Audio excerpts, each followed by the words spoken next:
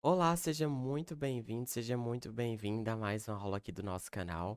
E hoje é uma aula voltada aí para as provas de agente socioeducativo de Minas e da Prefeitura de Cuiabá. E é uma aula sobre ferramentas de busca e correios eletrônicos, que são dois tópicos dos nossos editais. Lembrando que se você não me conhece, meu nome é Igor Albert, sou professor de informática, matemática e raciocínio lógico. E se você tem interesse, dificuldade nesses temas, inscreva-se no nosso canal, porque sempre tem dicas e tem aulas importantes aqui. Além disso, eu estou lá no Instagram, no @prof.igoralbert. Se você não me segue, também dá essa força pra gente, porque fazer esses materiais é trabalhoso, né? E eu preciso do apoio de vocês também. E lá no Instagram também tem questões, tem materiais interessantes para vocês. E este aqui é o meu WhatsApp.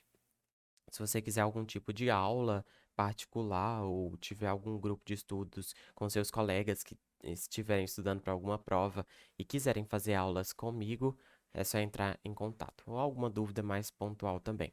Beleza? Sem mais delongas, vamos lá. Questão 1. Considere as afirmativas a respeito das formas e parâmetros para executar e refinar as buscas utilizando o Google na internet. Então, a gente tem o Google, né, e as outras ferramentas de busca na internet. E existem formas, existem caracteres especiais que você pode utilizar nessas buscas para refiná-las, né, para chegar mais próximo do seu objetivo com aquela busca. Para localizar uma frase ou um termo específico, utilize aspas para delimitá-los no processo de busca. Isso confere precisão na busca. Perfeito.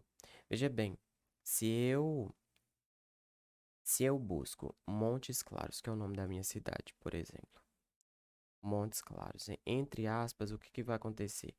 O Google vai tratar isso aqui como se fosse uma palavra só.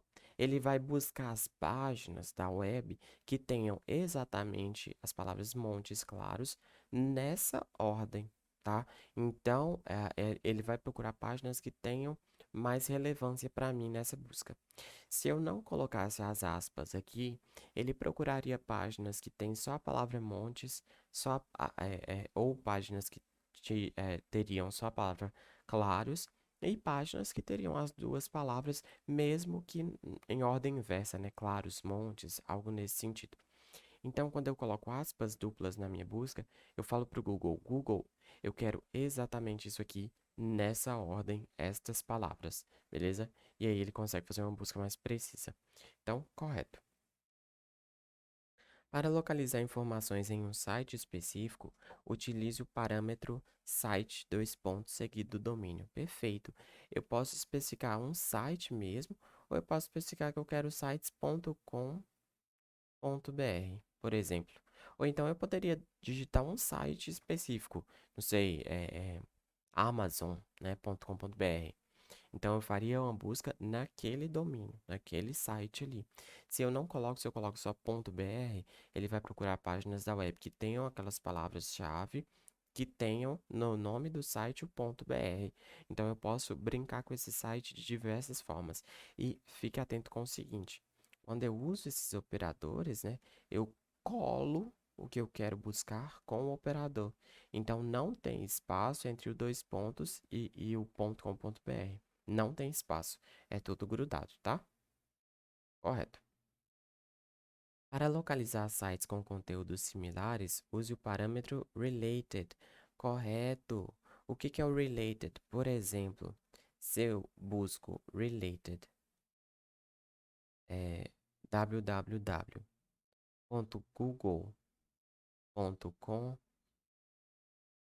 o Google vai me trazer, e veja mais uma vez, aqui o www está junto, colado no dois pontos, tá?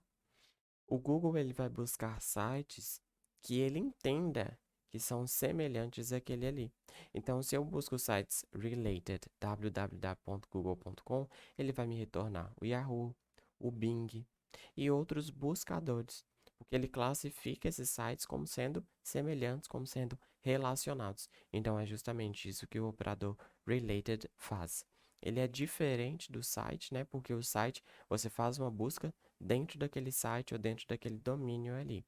Enquanto no related, você faz buscas de sites semelhantes àquele que você especificou. Então, correto também. Para pesquisar a definição e significado de termos, use o parâmetro define. Então, por exemplo, define, dois pontos, junto com curso.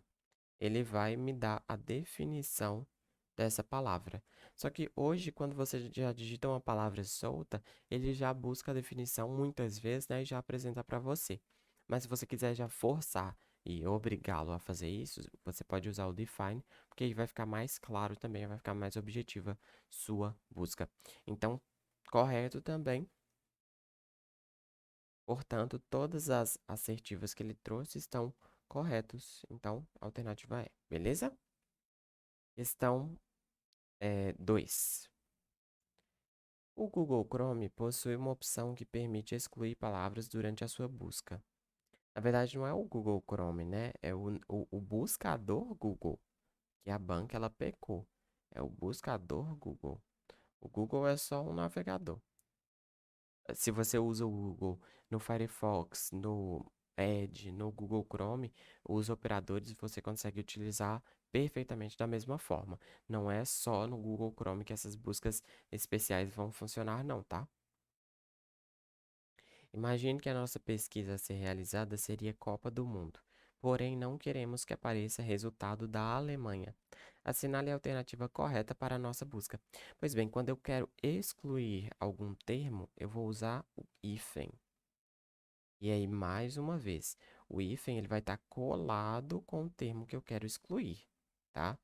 Então, por exemplo, se eu quero excluir o termo Alemanha, eu vou usar o hífen colado com a palavra Alemanha, né? E se eu quero buscar a Copa do Mundo, eu digito Copa do Mundo.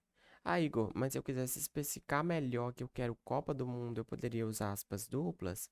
Poderia também, e sua busca provavelmente ficaria mais precisa, retornaria menos resultados. Mas aqui ele não colocou, não tem uma opção que coloca aspas duplas, né?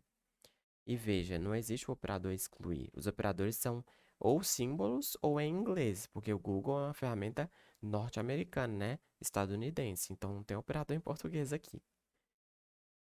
Então a alternativa correta é a alternativa A, beleza? Questão 3.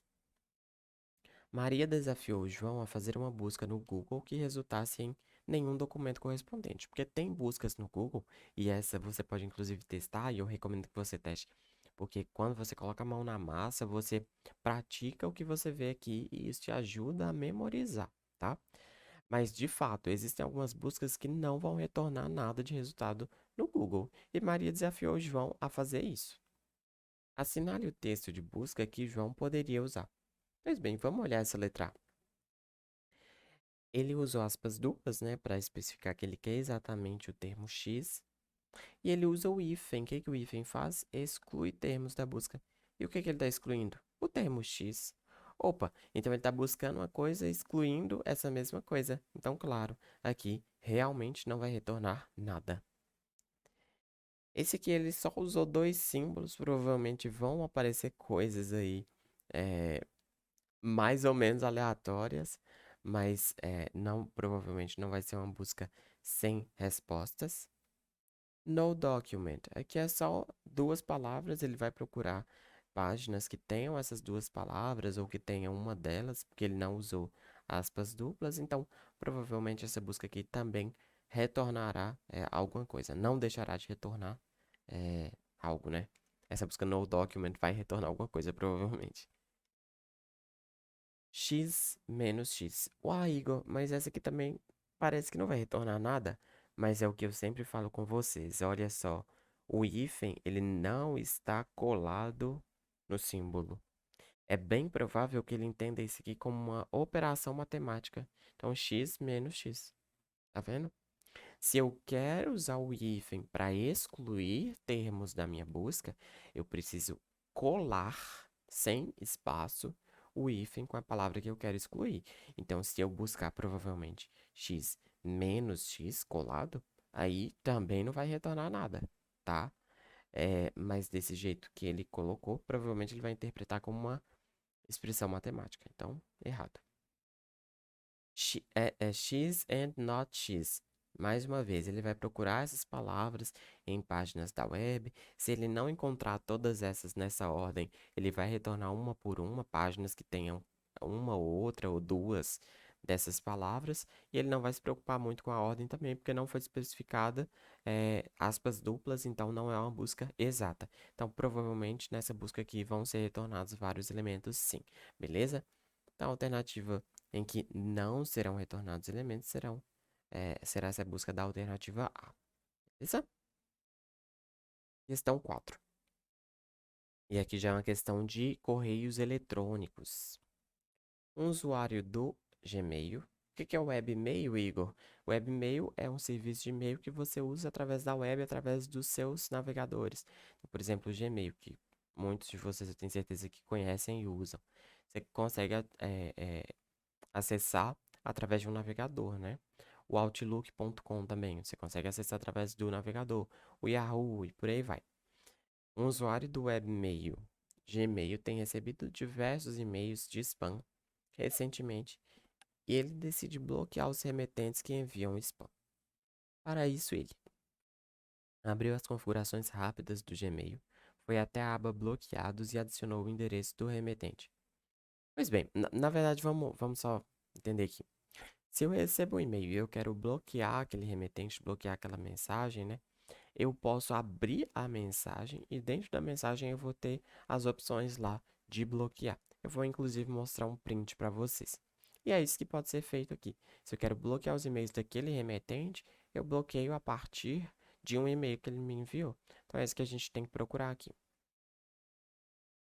Abriu a mensagem do remetente, clicou em mais e depois em bloquear remetente. Perfeito. É isso que eu quero, tá? Abriu as configurações do navegador e adicionou o endereço do remetente. Opa, não tem nada a ver com configurações do navegador. Isso é a configuração do serviço que ele está usando. Na caixa de entrada, clicou com o botão direito sobre a mensagem. Não, essas opções elas não vão aparecer, tá? Com o botão direito. Na caixa de entrada, clicou com o botão direito sobre a mensagem e depois em adicionar lista de bloqueio, tá? Também não. Então, a alternativa correta é a alternativa B de bola, beleza?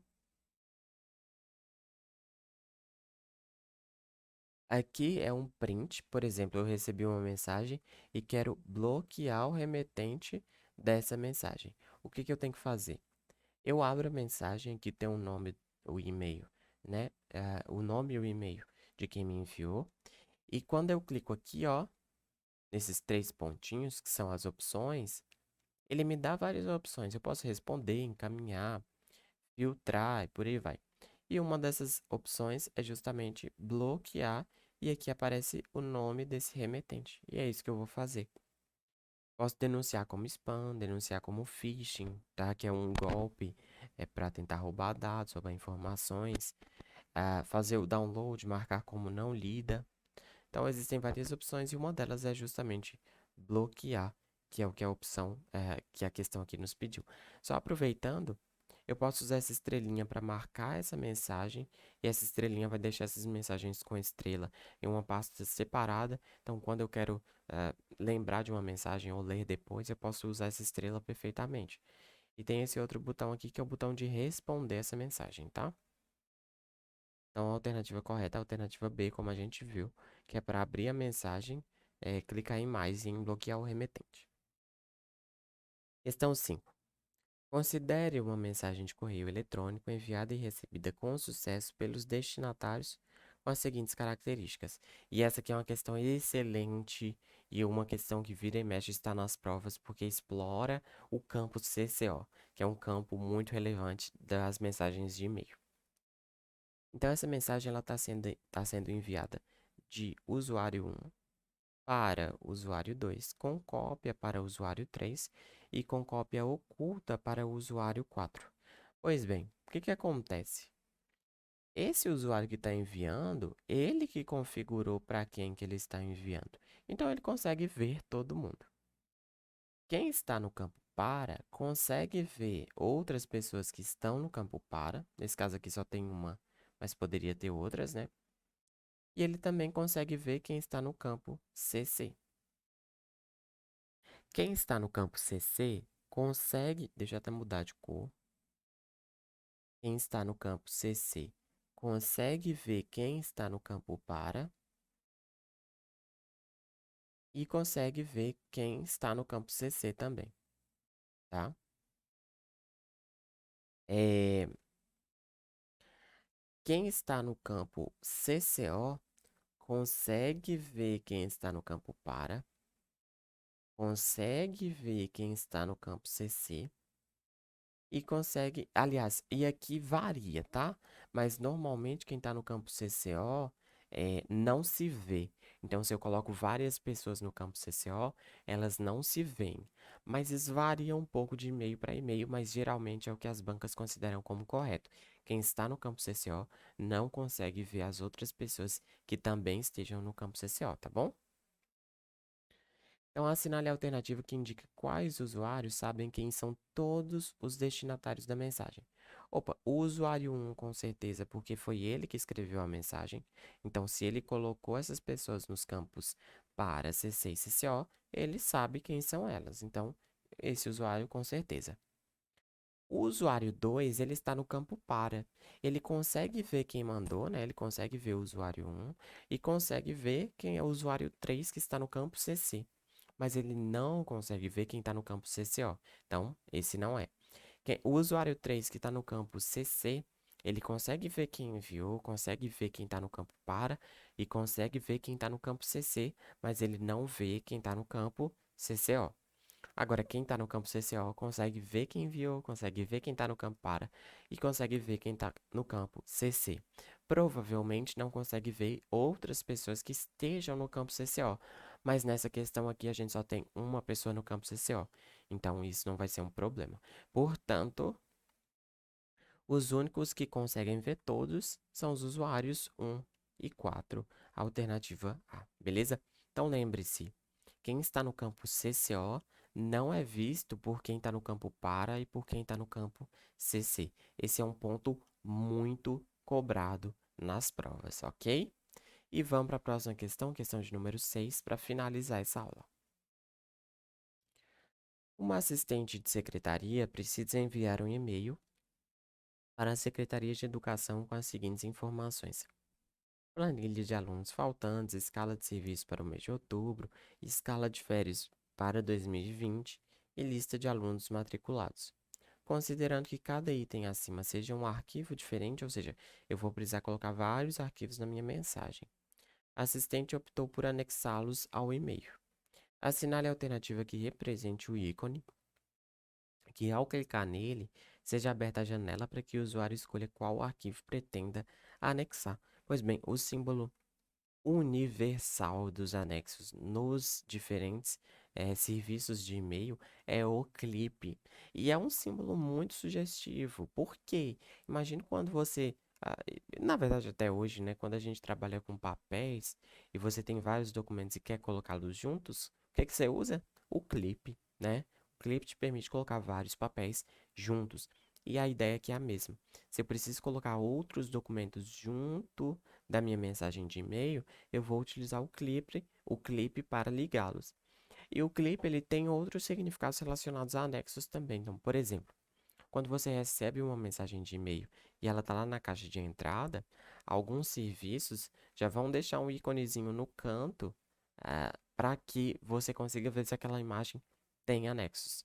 Então, se tiver o clipezinho lá no canto, alguns serviços de e-mail vão deixar, né? Você já consegue ver que aquela mensagem tem anexos, beleza? Então, falou de anexo, falou do clipe, alternativa D. Só passando rapidamente, falando do Google, por exemplo, isso aqui serve para você inserir emoticons, né, que são aquelas carinhas. Isso aqui serve para você mudar a cor do texto, provavelmente. Isso aqui tá relacionado com lixeira, com jogar aquela mensagem fora. Então, anexo, sem dúvidas, alternativa D, beleza? E era isso que eu tinha para hoje. Espero que essa aula tenha sido importante para você e que tenha te ajudado a caminhar junto à sua aprovação. Se você gostou, não esquece de deixar o like, isso é muito importante para mim, e inscreva-se no canal. também fique à vontade para deixar comentários, a gente vai respondendo à medida do possível, o mais rápido possível, beleza? Muito obrigado e eu te vejo em breve. Falou!